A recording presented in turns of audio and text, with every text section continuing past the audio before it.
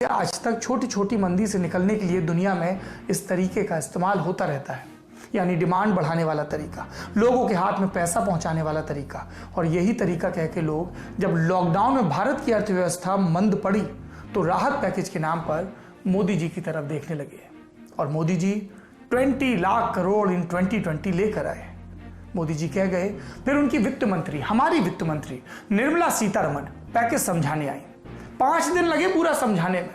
सरकार की इतनी मेहनत के बाद भी खर्चे का हिसाब 2-3 लाख करोड़ से ऊपर नहीं जा पा रहा, यानी जीडीपी का 10% नहीं, करीब 1 से 1.5%। तो फिर प्रधानमंत्री मोदी इतना बड़ा गुब्बारा क्यों छोड़ गए थे? क्या सिर्फ ये बड़े आंकड़े जनता को सम्मोहित करने के लिए थे? पूरी गणित आपको आसान तरीके से समझाते हैं। बड़े बड़े आंकड़ों का मामला है, इसलिए ग्राफिक्स की मदद भी लेते हैं। मोदी जी ने रकम बताई 20 लाख करोड़। ये बात है 12 मई की। इससे पहले मोदी सरकार ने 26 मार्च को 1,70,000 करोड़ के पैकेज का ऐलान किया था। कुछ छोटे ऐलान और थे, सब मिलाकर कितना हुआ? 1,92,000 करोड़ पहले का। अब पीएम मोदी के ऐलान के अगले दिन वित्त मंत्री खर्च का पहला हिस्सा लेकर आई। कुल खर्च गिनवाया 5,94,550 करोड़। दूसरे दिन का हिस्सा 3,10,000 करोड़। तीसरे दिन का हिस्सा 1,50,000 करोड़। चौथे दिन का हिस्सा 8,100 करोड़ और 5वें दिन का हिस्सा 40,000 करोड़। इन सबको मिला दिया जाए तो भी 20 लाख करोड़ नहीं होते, इसलिए जोड़ा गया आरबीआई की लिक्विडिटी वाला हिस्सा 8 लाख करोड़ का। सब मिलाकर कितना हुआ? लगभग 21 लाख करोड़, यानी प्रधानमंत्री मोदी के 20 लाख करोड़ वाले आंकड़े से भी ज्यादा। लेकिन ये सिर्फ गिनती ही है, ना तो सरकार की तिजोरी से इतना पैसा खर्च हुआ है और ना ही ये पैसा जनता के पास पहुंचा है। तो फिर हुआ क्या?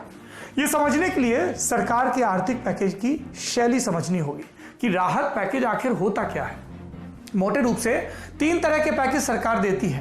पहला राजकोषीय, हम सरकार को टैक्स देते हैं, सामान पर भी टैक्स लगता है। फिर सरकार की कमाई के और भी जरिए हैं, जैसे बरसों पुरानी अपनी कंपनियां बेचना वगैरह।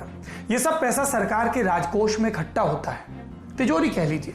अब मंदी या आर्थिक संकट में सरकार यही पैसा किस तरह वापस कर दे, टैक्स छूट या कैश ट्रांसफर या कोई और खर्च, तो इसे राजकोषीय यानी कि फिस्कल पैकेज कहेंगे।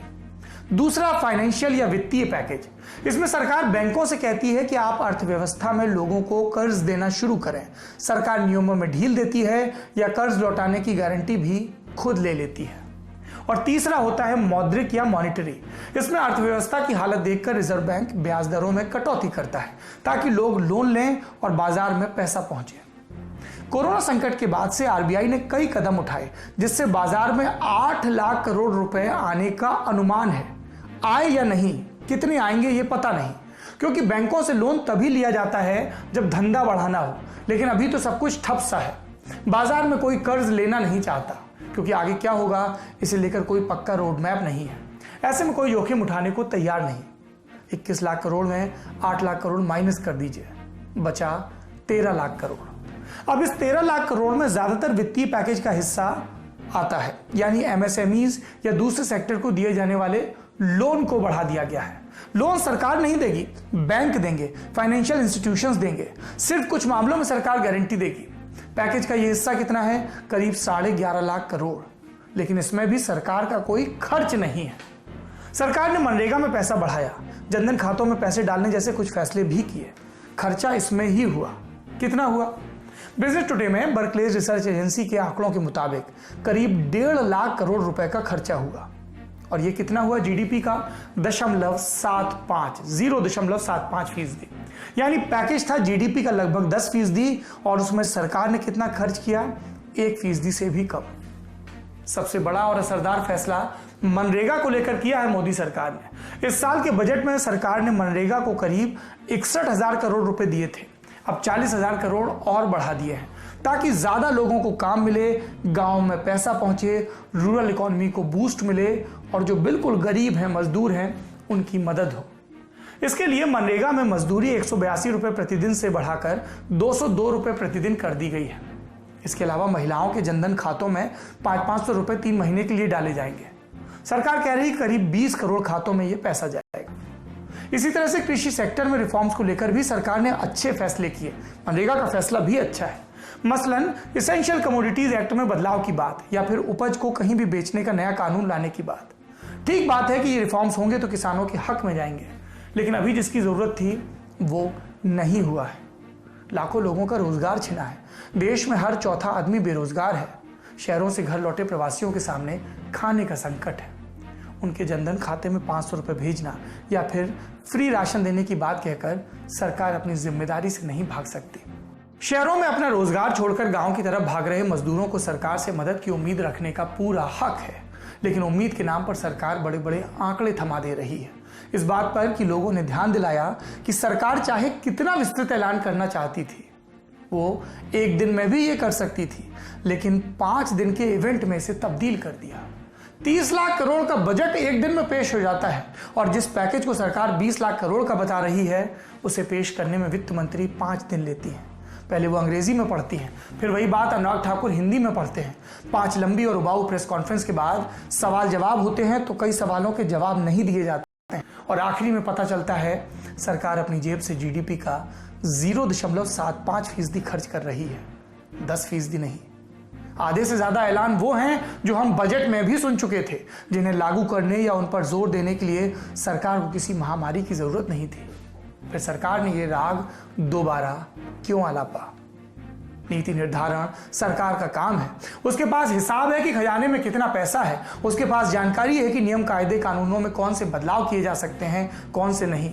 जनता कोरोना से त्रस्त है, लोगों की नौकरियां जा रही हैं, तनख्वाह कट रही है, पलायन को मजबूर हो रहे हैं। ऐसे में उन्हें आंकड़ेबाजी से ज्यादा सच सुनने की जरूरत थी। अगर हमारे पास अर्थव्यवस्था का 10% खर्च करने को नहीं था तो हम उस ऊंचे दावे से बच सकते थे। सड़क पर चल रहे मजदूरों ने आंकड़ों का वो जंजाल नहीं सुना जो वित्त मंत्री ने 5 दिन प्राइम टाइम टीवी के लिए बुना। उन्होंने सुना प्रधानमंत्री मोदी के मुंह से निकला 20 लाख करोड़, अर्थव्यवस्था का 10%। अभी सत्य अखबार के बिजनेस पन्नों तक महदूद है, लेकिन कभी कभी ये आंकड़ा समस्या बनकर आएगा तो जरूर हमारे देश के सामने। सोचिए आने वाले वक्त में जब उन मजदूरों पर कुछ बीतेगी, दुख बीतेगा और उन्हें पता चलेगा कि जब वो अपना घर बार लेकर सड़क पर चल रहे थे, जुए पर बैल के साथ जुटे हुए थे, तब सरकार आंकड़ों की बाजीगरी में मशगूल थी। सरकार के पास सदन का भरोसा है, क्या वो इतने में खुश है? क्या उसे लोगों का भरोसा जीतने की कोई जरूरत महसूस नहीं होती? रेटिंग एजेंसियां बता रही हैं कि जीडीपी 1% से भी कम हो जाएगी। सरकार का पैकेज सुनकर शेयर बाजार गिर रहा है, मजदूरों की मौत हो रही है। एक मंत्रमुग्ध सरकार फिर भी ये जताने में लगी है कि उसने लोगों पर उपकार किया, लोगों के लिए काम किया। इससे पहले कि बहुत देर हो जाए, सरकार को अपने काम करने का तरीका बदलना चाहिए और लोगों से सत्य बोलना चाहिए, घुमा फिरा कर नहीं, बिल्कुल प्रकट सत्य। इससे पहले हमने आपको बताया था कि सरकार ने नाइट कर्फ्यू का ऐलान किया है। केंद्र की ओर से गाइडलाइंस में भी ये कहा गया था कि अभी मॉल और बड़े स्टोर बंद रहेंगे, लेकिन ममता बनर्जी सरकार अभी भी एकला चलो वाले मोड में है। पश्चिम बंगाल की मुख्यमंत्री ममता बनर्जी ने साफ कह दिया, राज्य में नाइट कर्फ्यू लागू नहीं होगा। साथ ही उन्होंने ऐलान किया कि 21 मई के बाद कंटेनमेंट जोन को छोड़कर अन्य सभी जगहों पर बड़े स्टोर खोल दिए जाएंगे। हालांकि राज्य में लॉकडाउन 31 मई तक जारी रहेगा। 24 अप्रैल को केंद्र सरकार ने एक चार्ट रिलीज किया था जिसमें कोरोना का कर्व फ्लैट होता दिख रहा था। कोरोना से लड़ने के लिए केंद्र सरकार ने 11 एम्पावर्ड ग्रुप्स भी बनाए थे। इसमें से एक ग्रुप के अध्यक्ष थे doctor VK Paul. NITI Aayog के सदस्य डॉक्टर पॉल ने यह भी कहा था कि मई के पहले और दूसरे हफ्ते में मामलों में कमी आएगी, लेकिन ऐसा हो नहीं रहा। मामले रोजाना 3000 तक पहुंचे, फिर 3.5, फिर 4000 और अब 5000। अभी कुछ ही मिनट पहले हमने आपको बताया था कि देश में 24 घंटे में 5242 मामले सामने आए। ये दो बातें बताती हैं कि न केंद्र के अपने दावे सही निकल रहे, न केंद्र और राज्य साथ में काम करने की इच्छा शक्ति दिखा रहे, न राज्य लापरवाही वाले रवैये से बाहर आ रहे। और इन सब के बीच, इन सियासतदानों के बीच कौन फंस गया है? आम आदमी। और इसी आम आदमी का हाल लेने के लिए ललन टॉप की टीम फील्ड पर उतरी। हमारे साथी सिद्धांत